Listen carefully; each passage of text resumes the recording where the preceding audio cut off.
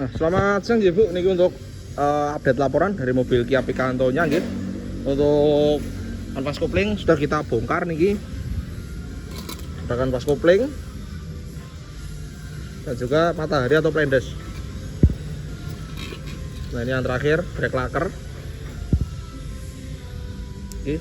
Nah, dari kondisinya sendiri ini sebelumnya pernah dilakukan penggantian nggih karena bukan ori. Dan kondisinya ini mangkak atau keras yang akhirnya membuat pedal koplingnya itu terasa berat ketika diinjak. Ngoten. Nah, terus untuk oli transmisi dan ini sudah kotor, warnanya coklat. Padahal harusnya warnanya bening. Itu bisa dilihat ya. Ini. Dan ini coklat yang menandakan sudah kotor dan waktunya ganti seperti itu. Nah, terus pas proses penurunan transmisi kami temukan catatan yang lain. Yang pertama, engine mounting atau dudukan mesin ini yang belakang jebol, retak-retak. Terus bagian kiri dan ini jebol. Ini harusnya ini menyatu. Nah, ini kan bahannya karet Bu, fungsinya untuk meredam getaran mesin agar tidak masuk ke kabin.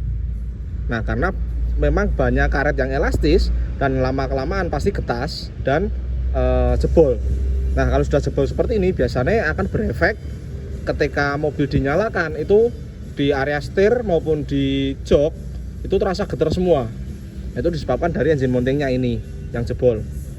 Nah, sarannya bagaimana untuk yang engine mounting? Sarannya tetap diganti, akan tetapi untuk saat ini fleksibel atau opsional, mau diganti bisa, mau dipakai terlebih dahulu masih bisa, tapi dengan efek getaran mesin masuk ke kabin. Mungkin itu di kenyamanan dan tidak urgent seperti itu. Nah, terus untuk kanvas kopling mungkin tetap sarannya diganti satu set, dan oli transmisi saran dilakukan penggantian karena kondisinya sudah kotor seperti itu. Nah, terus untuk bagian rem yang handremnya itu terasa kurang pakem, ini sudah kita bongkar nggih.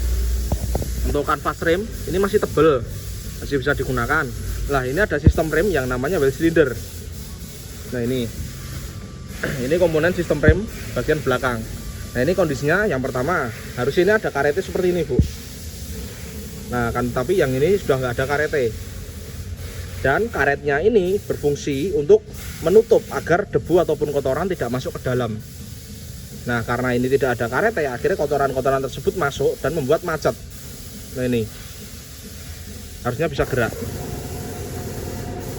Nanti kita bandingkan dengan yang sebelah kanan itu, dan ditambah lagi untuk tromol. Dan ini kondisinya baret parah. Ini bisa dilihat nggih. Nah, untuk sarannya tromolnya ini saran dibubut agar permukaannya rata kembali. Terus untuk yang well cylinder ini saran diganti seperti itu.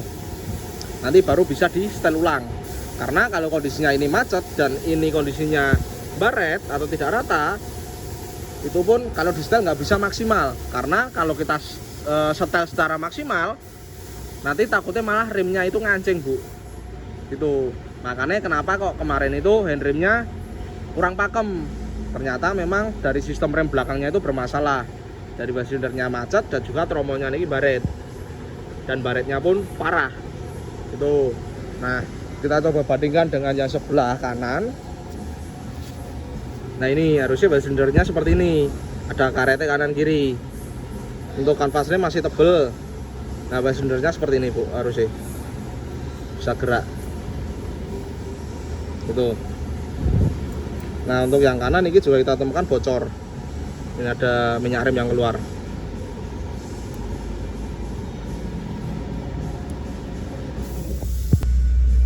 Nah, ini bisa dilihat ya Bu.